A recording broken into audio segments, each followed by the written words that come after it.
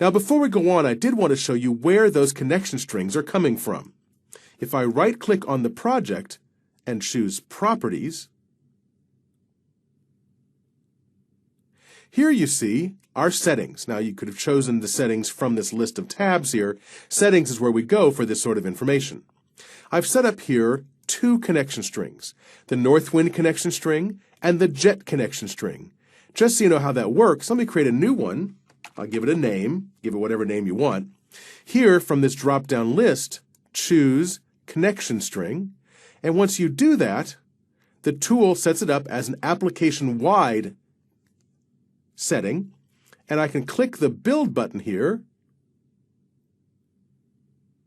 and it brings up a little designer to help us build the connection string. For example, for an Access database file, it brings up a nice tool that allows us to select the database file name and set other properties as well. If we had chosen instead a SQL Server connection, you'll see that now it lets us choose the server name using the standard dialog box for this. So you don't even have to type the connection string yourself. You can use their tools to do it.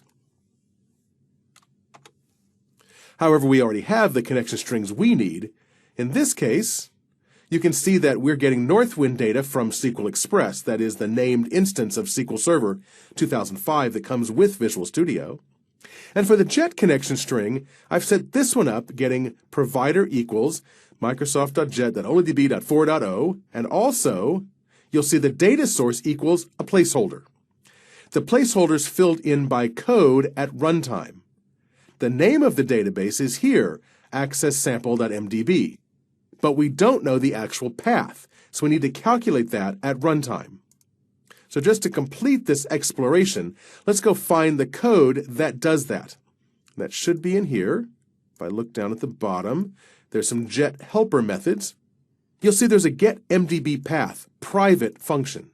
This takes in the name of the MDB file, which will get passed to this procedure, and it uses various methods of the path class to calculate where this is. It uses the startup path property of the application object to know where we're running from, and it bumps itself up 4 levels in the hierarchy. That's because I happen to know that's where things are, and then takes that path it gets.